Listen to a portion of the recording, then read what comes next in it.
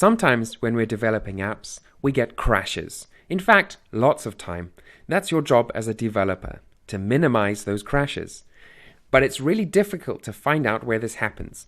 Android Studio sometimes gives us some clues, but we can also send messages to ourselves through the debug log.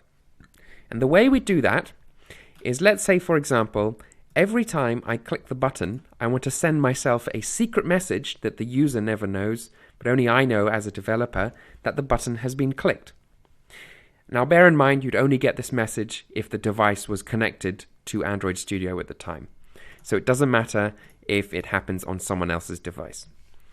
Inside our on-click view, right at the bottom, I want you to type log.d. That's just one letter, D. And it will ask you for a tag and a message.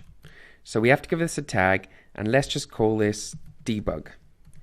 And then comma, and then we have to send a message, and let's just say button clicked.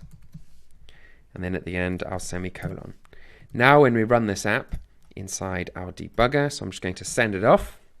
And once it starts running, I'm not going to show you the simulator, but I am going to show you how to access that log.debug. Down here in your console, we have a bunch of options right at the bottom.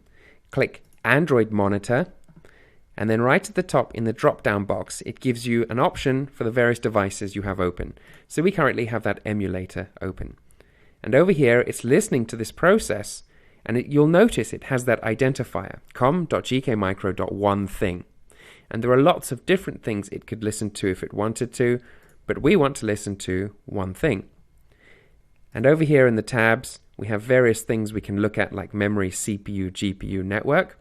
We are looking at the logcat, and you'll notice as soon as I press the button on this other screen, down here, we now have button clicked. So that's how we send ourselves a message. So whenever something, for example, is going wrong inside our app, what we would generally want to do is send one of these messages so we can pick up the error as a developer and we can address it later on. Okay, that concludes how to debug your app inside Android.